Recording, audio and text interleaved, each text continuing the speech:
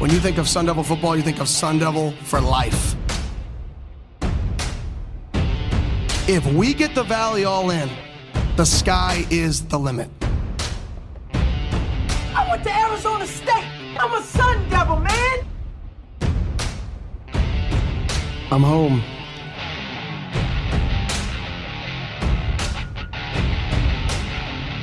Hey, Sun Devil fans, Brad Denny with 3TV, CBS 5, and the Speak of the Devils podcast here. And welcome back to another episode of the Speak of the Devils Sit-Down series, where I bring you in-depth, one-on-one conversations with key players, coaches, and other figures within Sun Devil athletics. Last year was a weird and frustrating campaign for the Sun Devil offense, dealing with an unprecedented rash of injuries, particularly along the offensive line and quarterback. Yards and points were hard to come by in year one for Kenny Dillingham. And in an effort to get things back on track, Dillingham brought in Marcus Arroyo as his new offensive coordinator. Following a productive career quarterbacking San Jose State, Arroyo dove into coaching, working his way up over stops in college and in the NFL. He made his biggest splash as Oregon's OC, winning a Rose Bowl and helping develop Justin Herbert, which ended up landing him the head coaching job at UNLV. Taking over at what historically has been one of the nation's most struggling programs, and during the pandemic to boot, Arroyo faced significant challenges. But the Rebels made tremendous strides over his 3 seasons, and the foundation he laid helped UNLV post one of the most successful seasons in its history in 2023. And this year, Arroyo will look to engineer a similar turnaround for the Devils. On this episode, Marcus and I discuss his coaching journey, the lessons learned along the way, why he took the ASU job, how he's going to handle the quarterback battle, how he would have fit ASU's offense back in his playing days, and so much more. So let's get to it. Here's my conversation with ASU offensive coordinator Marcus Arroyo.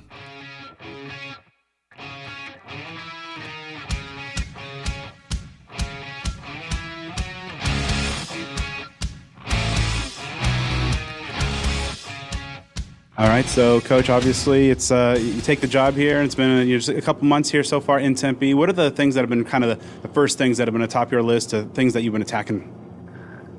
Things that we've been attacking. I mean, first of all, just getting, I think comfortable with the people, and the place, and the things that you'd hoped you'd see when you get here. And I think that the authenticity, the excitement around what they're building here, ASU in general, Kenny, the staff, the recruiting, the current landscape of the Big 12. I mean, I've been just super fired up about the opportunity that it's presented itself at the time it's presented itself, and it's one of the reasons we jumped in. Special place at a special time, and so we dove right in regards to getting the offense settled and trying to figure out what exactly we needed to do and who we got and how we're going to piece it together. I'm the new guy, so teaching the entire offensive side of the ball, players and coaches, is kind of what we do, and how we do it has been real fun. What's that process like? Just kind of collaborating with Kenny, two guys with great offensive minds and tremendous track records. But what's that the process of just collaboration with him? Yeah, it's been really good. It was really good from the start. I think I'm old enough now to know when you start talking to someone about what they feel strongly about, or how they see football, or how they see the game, how they see about preparation and developing players and recruiting. It was easy for me to see right away that we had a lot of commonalities. We saw eye to eye and a lot of stuff. So that took shape too when I got here, and we shared a lot of early meetings together, one-on-one kind of dialogue and how we saw certain things, what we do, why I do what I do. I asked a lot of questions about how they did things, and so I think the key point for me was, was I going to come in and just slap a playbook down and have 99% of the offensive guys learn it? And that's always a big question when you, as a coordinator for wherever you're NFL or college, is when you go in and you change something. And I always rely on a lot of my mentors, and Todd Munkins and Dirk Cutters and Gundy's and Jeff Tedfords and guys, and I always bounce a lot of things off them, and we've all been at different spots, and so this was no different. I asked a few of those guys, hey, what do you think about this? Because there was a lot of differences in verbiage and terminology. Style is style, plays are plays. Everyone kind of runs a similar deal. I mean, it's not like he was wing T or spread, speed option, and I was whatever spread option. I'm something else. There's a lot of commonalities. So I think the thing that was most alluring and made the most sense was coming here, and I was going to adapt my playbook with their language, and I think that was hard. That's taking an English book and changing it sometimes to another language, and then trying to go reteach it. And so it was hard. But it was only hard on me, and I think it was really cool. It was fun. That was good for me to dive in and do that. And the goal for that is that you have an easier learning curve for everybody else in regards to just getting lined up or knowing a formation or knowing what they call this and you call it that, and then being able to teach the description, teach exactly why you do it. And you want to spend more time on that anyways, instead of the preface of everything or the just getting lined up or what it is or the signal, you want to get to the meat and potatoes of everything. So we've done that, and it's been really good, man. It's been fun to be with the staff. They've got an awesome staff. The players have picked up a lot fast in our winter sessions, and I'm a bit excited for the transition to spring ball. Last year, by necessity, had to run a lot of creative things, the swinging gate, and they were running quarterbacks and tight ends at quarterback. What's been the wildest thing that you've been kind of forced to draw up, kind of adapting, obviously, with circumstance? Well, what's the deepest in your own bag of tricks you've had to go out of necessity? Well, I don't know if I've been fortunate. I've not had to go that deep to run 30 plus plays of swinging gate, Now I've been down. We went down 3 quarterbacks at the last stop, and that really hurt us. And those things are hard. I've been down. In the NFL, with 50-man rosters, if you lose one group, like you lose all your tight ends in one game, you're in 10 personnel. That's a tough go. We've had that happen before. But I haven't had to go down that, thankfully, knock on wood, I haven't had to go down that far. But the reality of it is, I think, kudos to the staff and anybody who's got to be able to have that ability to be flexible and find a way, because that takes a lot of patience and courage and trust and clarity of purpose. And I think that's something we share. And I think that I saw that in what they did. I see that in the way that this group communicates. And I think that was alluring to me, because that meant that you had a group that was together. They believed, they had, again, a clarity of purpose on what they need to get done. They were mission focused, and it basically comes down to, when you do say whatever it takes, well, do you really mean that? And I think when you got to go down that road and people do it and have success with it, well, and sometimes not success, they go down and they do it heartfelt and with meaningful purpose, you've got a group that is close together and you've got something going. You've been at a place that's been at the top tier of the sport, Rose Bowl champion at Oregon, and, Kenny's trying to build and instill a culture now in year 2. When you know what it takes to get to that top, where does Arizona State on this upward trajectory kind of, rank in terms of, or compare it rather, in terms of, where you guys ultimately want to elevate this program toward?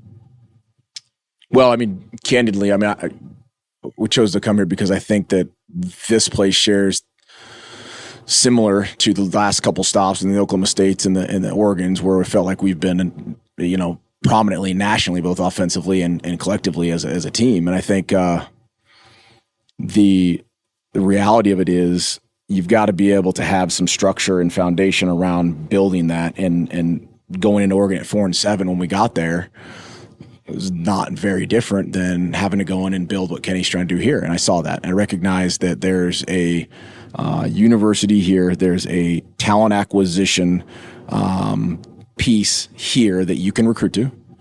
There's a commitment of people that I felt like he has in his pocket, and that he has the support of the group, the support of the city. It's a university that's put themselves in position in the Big 12 to be in a really, really effective conference with national attention. And I think that, at the end of the day, I want to be around good people at a good place where you can win at that level again. And there's no question in my mind, having been at those stops and been in those places and reaped those benefits, that the ability to do that here is possible. And to be candid again, I probably wouldn't be here if I didn't think that. To be able to build that type of program takes a lot of the right habits, and I think that I see that DNA here. I want to go back to the very start of your football journey. How did you get into the sport initially, and what were some of your earliest football memories?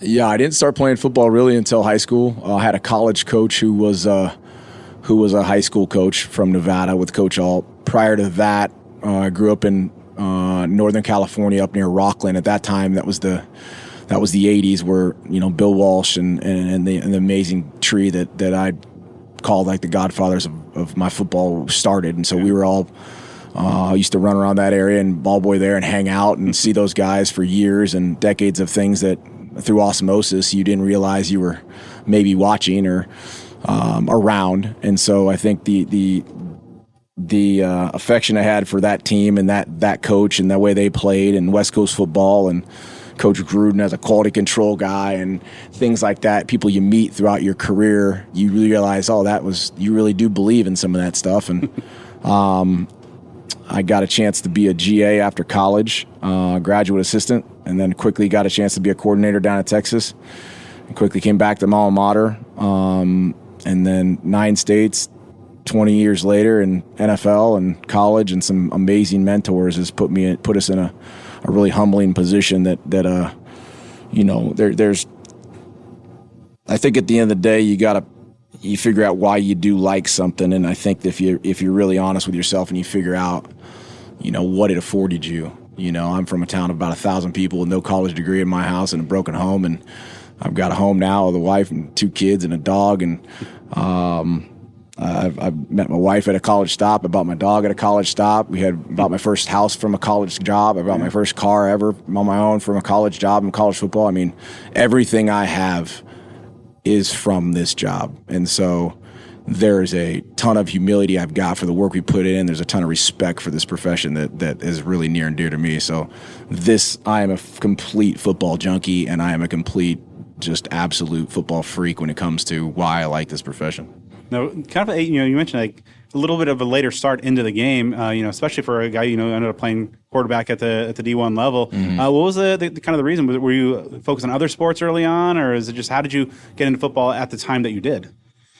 Playing other sports. I played baseball, played soccer, played basketball. Really loved basketball. Really loved baseball. We really did a nice job in soccer too. We just from a small town, you played everything. Yeah. That's just kind of what you did. You showed up and did hard stuff, and that's just kind of the nature of the beast. And football came along, you're like, I guess I'll do that too. I was a pitcher and a shortstop, so I ended up kind of just the arm's always good. Yeah, kind of always just fell into the position, I guess.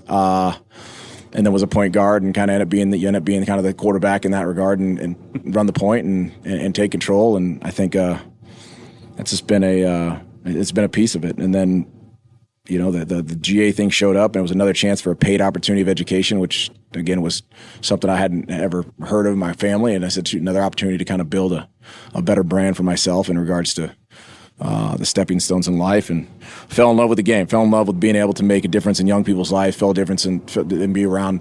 I realized quickly that I probably wasn't cut for the office world, and I really loved being on the field. I really loved being part of a team, ultra competitive, and I don't think doing a 9-to-5 would have been much. I probably would have been in 6 men's leagues and racing cars on the weekend or something to kind of get my itch, but...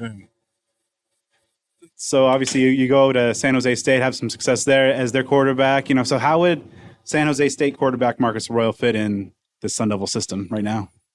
Offensively or culture-wise? Both, yeah. Yeah, no, I think it fit in well. I think I'm a believer. You probably don't change too much. You probably end up wanting to be in a place where you feel like you as a player would have enjoyed it. Around the people you'd have enjoyed, and hopefully you're running a system that you feel like you could play in, and I would have really enjoyed being part of the process that we've been in, that we've got in right now with the people, and the system we've got as far as being quarterback centric and really being aggressive and with what we do offensively. And then, I believe at age 24, you're an OC at Prairie View A&M. I mean, what was that like? Just being that young, but being the guys running that offense and calling the shots. Yeah, it's a rude awakening. I think it's very humbling because you end up figuring out if you really want to do that, if you really want to be that far away from home, if you really want to be, are you cut for putting yourself out there in the spotlight and not having much experience, being around new people. Lived in Houston, never been to Texas. I packed up a Impala, was living in the dorms. I was making my own playbooks and really trying to teach, any type of ball I knew at that time. And it was obviously, I think at that time you probably figure out, wow, I'm really lucky to have the mentors I had to be able to teach the full game. And I think right then is where, you take a big deep breath and try to figure it out and fight your way through it and try to make people around you better and have some and tried to build some confidence, and it worked out. We had an awesome start to it, and in regards to getting off and getting your feet wet and having to just do it, and it's worked out pretty well. I got no complaints. So you mentioned a bunch of stops and a bunch of coaches that you've worked with, and you name checked a couple of them a little bit earlier. Like, who've been the major influences that you've had so far in your career, and maybe some of the things that you took from them, incorporated into your own unique coaching skill set? Yeah, that's a great question. I got started early with I think I mentioned being around Bill Walsh and John Ralston were two guys at San Jose State, which were senior ADs when I got there. Bill was obviously the head coach when I was up there growing up as a kid. Had a lot of respect for him, but then he was also at San Jose as a senior role because he went to school there.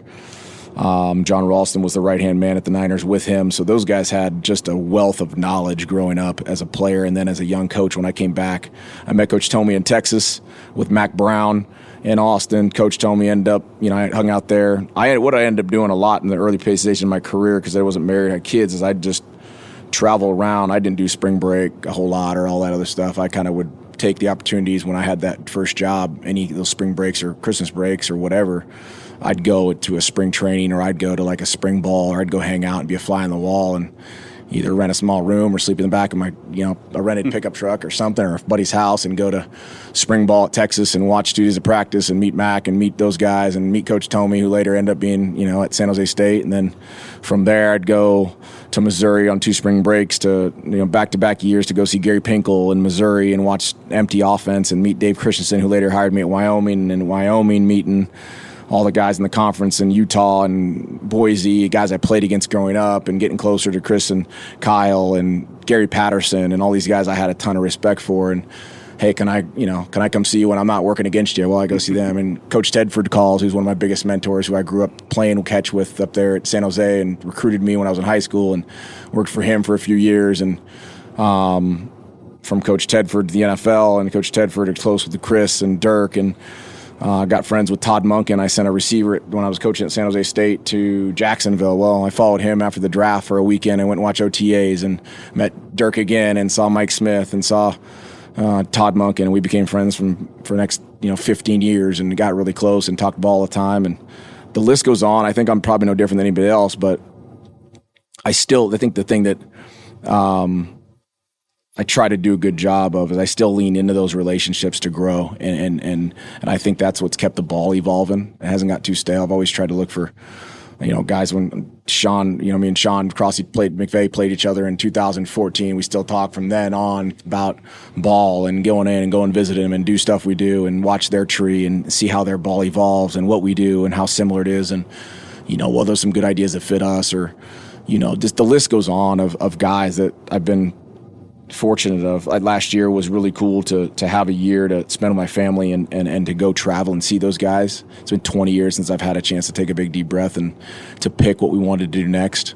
Allowed me the year to go, number one, be a dad, number two, to go see those guys and spend some time when I don't have another logo that inhibits me from going in the building, or that I was tied to. So all those guys have had such a huge impact on my life, both as a person and a coach.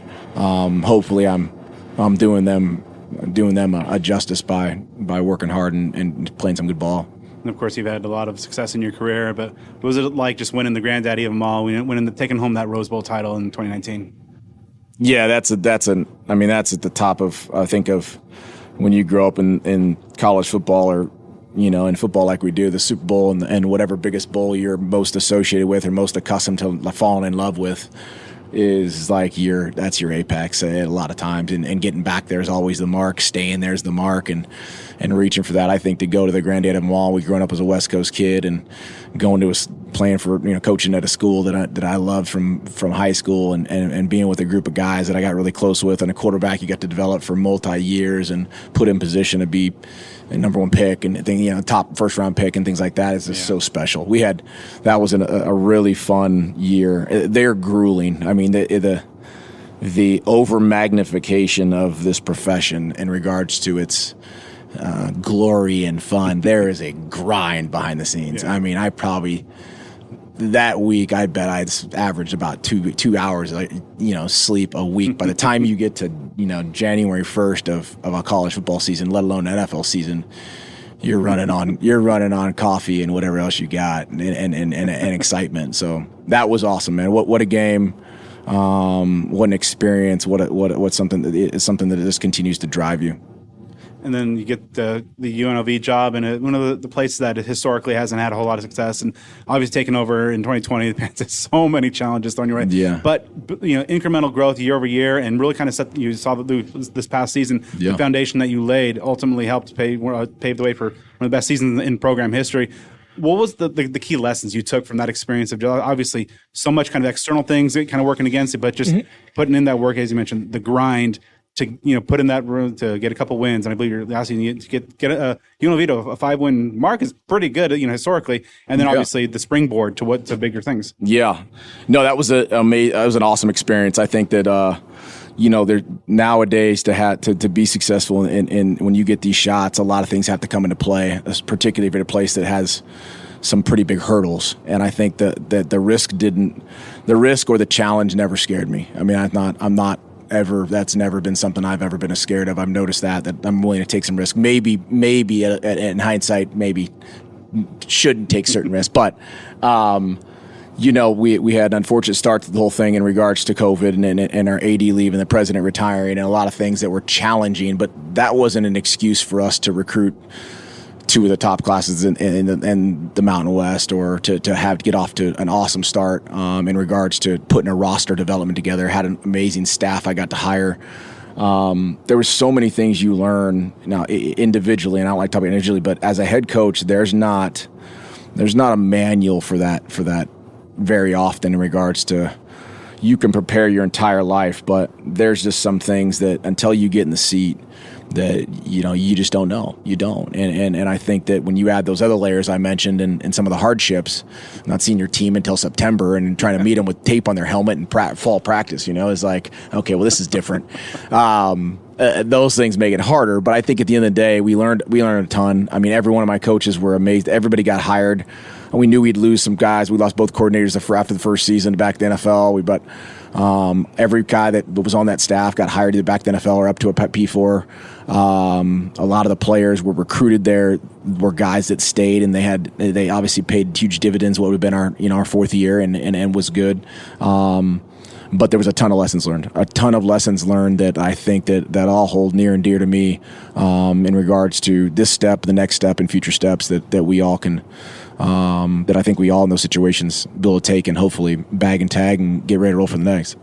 Maybe a bit of a loaded question, but if you were to kind of distill your overarching kind of offensive philosophy, down to some key points, how would you break that down? How do you view offensive football? Yeah, if you were to put it in a couple words, I guess aggressive probably one. We like to. We're built around kind of a pro-fast system is kind of the way I put it. Like, what are you? Spread? Are you pro? Are you whatever? There's always those words you put to it. We play, a pro-style system that's developed that way in regards to how we run the ball, how we protect, how we throw play action, how we install, how we teach the quarterback. And then we play with tempo, which is a little bit different because in college you can do that. You got a lot of players. We play with multiple gears, so we can go really fast. We can slow it down. We can package plays. It's very quarterback centric, so the quarterback dictates a lot of what we do. We move guys around a lot, so one of the things that in the NFL's matchups, it's matchup inherent in a lot of ways. Well, we do a lot of that too, moving a lot of guys into different places to try to see what kind of leverage matchups or field matchups we can get on defenses. Those are probably a few things that I'd say best describe it. Being aggressive, quarterback centric, and multiple, and is really what we do. How would you characterize yourself as a play caller? Probably calculated, aggressive. I think making sure that there's a lot of empirical and things that I know lean to winning. That I try to make sure that we're locked into. Explosive plays being a huge one empirically, and that I think are intangibles to anybody nowadays. It's going to have a real effect on offensive football and trying to get in that top, trying to be in that top 10 category and top 15 category, 25, whatever it may be to start, and explosive in any avenue you can. Being able to manage the game, take care of the football, red zone touchdowns, third down. getting off the fast starts, middle eight. There's a lot of stuff, and then try to control the game. And I think that's where, you think about, running the ball effectively and really imposing your will is something probably some teams have seen how we play. We're going to find a way to lean on you and try to throw it over your head. And that's really at the end of the day. If there's space and you give us space, we'll take the space. If you're going to give us some yardage, some chunk plays, and put it in speed makers and ball in guys' hands, I'll do that too. I'm not afraid to throw it 2 yards to a guy who's going to give me 8. I think that's effective football. And but that's where the multiplicity comes in. It's easier said than done. You got to be able to put that into format. And I think that's one thing about this brand of ball that allows us to do that. And of course, as along with being the OC, also the quarterback coach, and obviously you have great success on your resume of developing those high-end quarterbacks, Justin Herbert most notably. What do you feel are the most critical traits in a successful quarterback? And kind of on the flip side there, the most critical aspects of coaching and developing quarterbacks? Yeah, that's a good question. There's a lot of guys that are doing that right now for this draft, right, and getting this thing ready to roll with the class that's in this draft. Yeah. I think the thing that probably helps the most is having played the position, I had to play it for some guys who knew how to coach it. I do think that there's something to that. I think it allows me a little bit of a foundation to take a deep breath sometimes and kind of remember what it is that really makes it all go. In evaluating the guys, I think that there's some critical skills and there's critical skills and positional skills. And I think critical skills are ones you can't get past. Meaning, if they don't have that critical skill, you can't even move on to the positional stuff. Some of those may be the ability to process. That's probably one that you got to make sure at the quarterback position, depending on what you're going to ask him to do, he's got to be able to process information. And I think being able to process information, you've got to figure that out early. A guy in this offense who's got arm talent has to be someone who can press the ball down the field is imperative because we want to take our shots. I think to be able to be effective in our offense or effective, in my opinion, you got to be able to affect 53.5 by however deep you want to stretch the field. And I think a guy who can take those, who has arm talent to be able to push the ball down the field, yet throw it off platform, on movement, off play action, on screen game, in quick, is big. The athlete piece of it is important. I don't think it's the end all, but the ability really to develop and have good feet and timing and sequencing, that's important. I mean, that's what at the end of the day allows those quarterbacks to have an element of footwork that allows for proper play at the quarterback position. The rest of it goes to, can guys, how are they as far as preparation and things like that? There's such a lineage of information you've got to get to. Are they mature? I think is a big piece. The maturity at the position, they've got to put in. There's a lot of extra work that has to go in this position, early in, late out, and it's kind of just the deal, I think that there's a lot of different pieces that come into it that help us recruit the Nick Mullins or the Jared Goffs or the Justins or the whoever it may be and give us an evaluation process to go, all right, here's the guy. Now let's see and develop and put together a progression for them that I think is then put us in the next classification of guys where you can kind of push those guys to have success. And I think that's the fun part right now is these guys are learning how to put the thing together and teach. And I think for that to work, you said to coach the quarterbacks is kind of the next thing. Like, what do you try to do in that room? I think with a room like a quarterback room that's always thinking and always kind of staying and always aggressive and usually pretty passionate about the way they do things. I think providing information, providing clarity of purpose, being able to articulate and know each guy and being able for them to receive and give information the proper way is important because you've got to develop a confidence in the position that they know what they're doing. You've got to build trust in the quarterback because they also are inherently pretty smart. Yeah. And so they're going to have sometimes some thoughts in their head that if you can stay a step ahead, you can kind of grab to. So those are some of the things of the position without getting into the quarterback clinic stuff. Yeah. So I want to get your quick thoughts on your staff, starting off with, Sean Aguano coaching the running backs. What has stood out about him early on so far and just, a guy who brings a lot of institutional knowledge as well as just obviously offensive acumen? Yeah, I think Sean is awesome. I've known Sean for a long time, having recruited even when he was in high school. I think the thing that jumps off most importantly for Sean is his authenticity.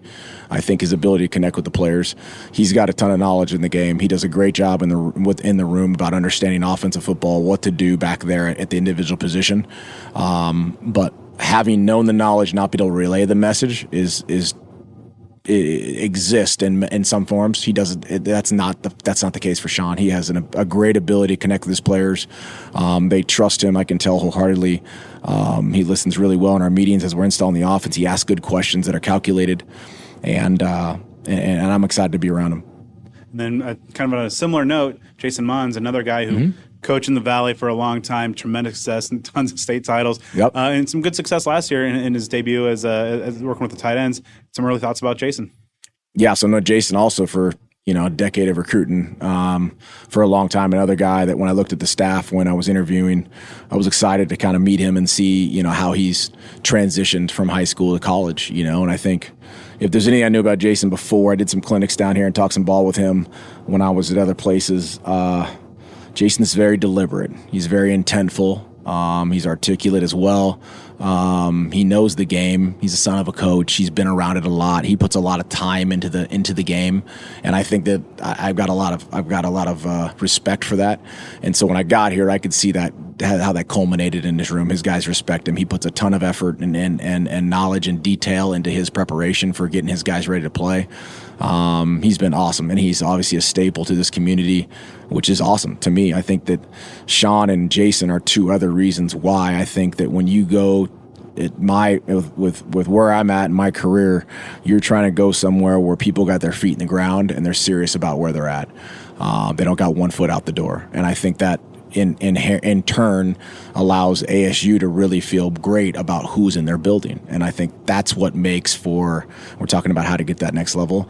That's the foundation. Those are the seeds in the ground right there are when both sides of the aisle are like, all right, we're both really invested in this. Let's gear up. And Sean and Jason are two perfect examples, not to mention Kenny, who's, lives and breathes this place for his entire life, really made me go, you know what, I want to be part of a place that has fabric like that.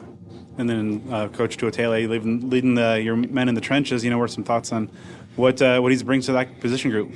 Yeah, so Saga, we've crossed paths in coaching. We haven't known each other, but I know who he's worked for. One of some of my best mentors he's worked for. So he was an easy call to kind of get some background on.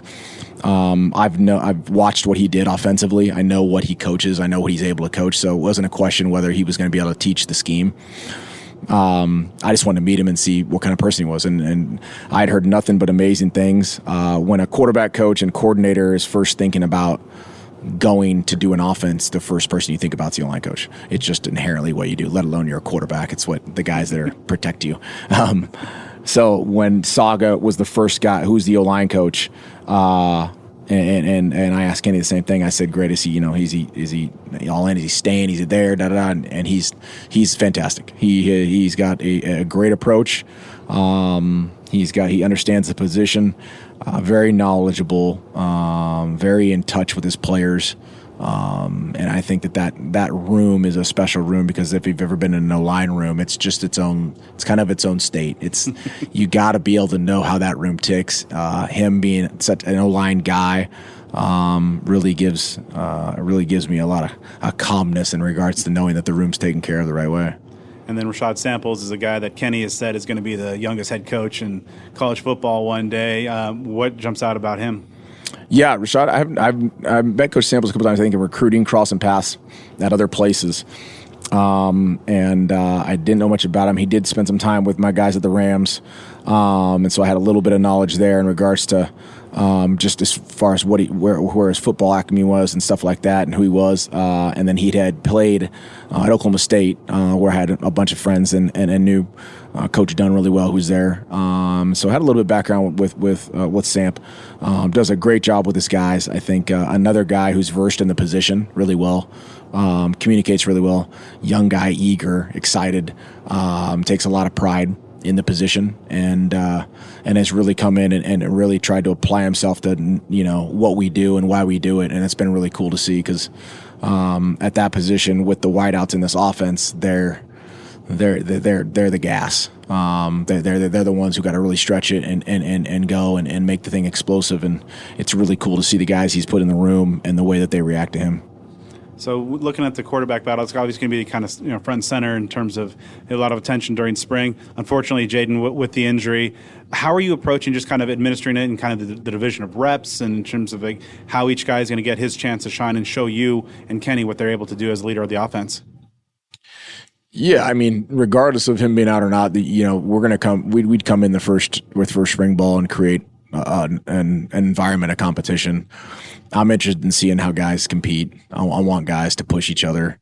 I want them to compete in the right way too. I want the room to be mindful of that we're all trying to get the same thing done. But I want you guys to understand.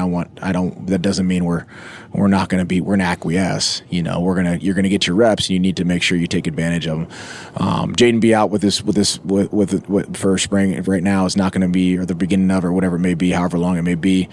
It's obviously not ideal, but I think at the end of the day, it is what it is. We've taken huge advantage of the time we've got now, the preparation for everything that has to do everything but a ball. I mean, you can run around, you can do everything but hold the ball, throw the ball. Well, there's still a lot of other stuff cognitively, process-wise, mechanically we can do and prep, and he'll do all that. Now it's his job to make sure he understands that being a pro in that regard is a non-negotiable. If you're trying to prepare yourself, there is a huge bucket to fill that has a lot to do with the position besides throwing a football. And so those buckets we got to fill. So when we're ready to pick up the ball, we're not trying to fill up things that we couldn't have filled up. We could have filled up before. So his engagement and his understanding of what we're going to have to get done is going to that ownership is going to be something we're going to hold everyone responsible to. And you got Sam and Navi and T and all those guys are going to do a great job as we divvy up the reps and split guys up. We'll mix a lot of guys early because I want to see a lot of different chemistry. I want to see who really has an effect on the group. Where are we weak? Where are we strong? Who's the leaders? There's a piece of football that's there's much more to. I have much better teams that have been effect on each other because of the organic relationship they had with each other than good teams with great X and O's and great players had that didn't have that. And I think that that's a big piece of what we're trying to get done, and the quarterback room's the start of it. How much of the playbook do you want to have installed, and at least feel that you have they have it down pat by the end of spring ball? Yeah, just the core principles. I mean, that's always the question: what's the percentage? I think I don't know if there's a percentage. I think we want to be able to leave the spring ball. You want to be able to leave the spring ball knowing who you are. What's your identity? What's your strengths? What's your weaknesses? What do you do well? Because you can't just assume. We got a pretty good idea. I got a pretty good idea of doing this a long time, exactly what we can do and how we do it, what massage tweaks we can make based on who we got. But I think at the end of the day, I want to leave here thinking we've got the core principles of our offense down. You may be short on a few more goal line reps in spring ball. Well, that's going to be a small percentage of what you're going to get over the course of the season, let alone the fact you got to take care of each other offensively and defensively in the offseason. So if we get a good sense of what we've got going on, and then a little sprinkle of situational football that we can teach with, and then move that into summer and fall camp, I'll feel really, really good. And I think that's going to be fine because the way we've got it set up and orchestrated in spring ball, you've got a lot of time between practices that's really, really good. Days off that you're not afforded in fall camp or in fall. And so we'll take advantage of every day we've got, and we'll have a good process and getting most of the offense put in. Last couple for you. When you're trying to teach these guys the offense and all the ins and outs and obviously the intricacies of it, have there been certain tactics that you found that are able to convey those messages clear? The best ways to teach those guys on the field and get to ramp up the understanding quicker. Yeah, I think that there's a lot of different modalities, if you want to call it that I think you've got to apply. I think you got to take advantage of every opportunity you've got in college football because you do have care rules. It's not the NFL. You can't meet with guys all day, And I think being organized in meeting settings, being organized with instruction and film install, being organized as a staff, and having to teach progression, I think is really, really important. I'm a big believer in a progression of teaching, starting somewhere and evolving it and explaining the why. I think when And I probably am a knee jerk to that because there was a time where I saw the why not get delivered to me, and I didn't feel as engaged and I didn't feel as connected to what we were doing. And then when at times that I had that, and I think when you take the opportunity as a teacher to really explain to them, why you're doing what you're doing. Here's the progression of what we're doing. Show pictures, walk it, talk it, review it, debrief it, feedback it, then reloop it, and continually close that learning circle. You give real ownership to your group. And I think that that's the key for teaching for me is I want them to understand why we're doing and take ownership of what we do. And I think at the end of the day, when the last few stops we've had, that's what's worked is we've made the group have ownership of why we do what we do, why we think the way we think. This is for this is for that. And to get everyone connected to that premise. And I think that's been effective for us in regards to teaching. And last one for you. When all is said and done in spring ball and that spring game wraps up on the 26th, what are the top most critical things that you want to make sure that your offense was able to accomplish and kind of set the stage going into summer and fall? Again, I think it goes back to what do you want? And with the question, I think probably answer a little bit was what the percentage of offense you wanted in. When you look back after spring ball, you got to be able to circle back and go, okay, what were you trying to get done? What were the goals? What were the standards you want to meet? And then there's certain goals and there's certain standards, and they're different. The goals may be metric based, but it's hard in spring ball because there's not a scoreboard all the time. But you got to find some metric based pieces to give you some feedback to your guys. More than anything, you got to set some standards. Like what are the non-negotiables on offense that we've set, and did we meet those? Have we found defined leaders? Who are they? How do they affect us? Do we have guys who we thought were who aren't? Do we need the group? Is the group close together? Do we know how to communicate really well? What are our strengths? What are our weaknesses? If we come out of spring with that, understanding who we are, we've got a great path to being successful in fall camp and fall, because I think you can run into some problems if you just throw some X's and O's out there and don't have any idea who you are. Because when the bullets start flying, you fall to your foundation now, and we got to make sure we got a really strong foundation in who we are, and we'll be able to ride with the football piece. I'd like to thank Marcus for taking the time to talk with me for this episode. I'd also like to thank Doug Tamaro of ASU Media Relations. And make sure you are subscribed to Speak of the Devils on the podcast platform of your choice for more great sit-down series episodes featuring great interviews with a number of Sun Devil student athletes and coaches across a number of sports. And also be sure to follow me on Twitter and Instagram at bdenny29.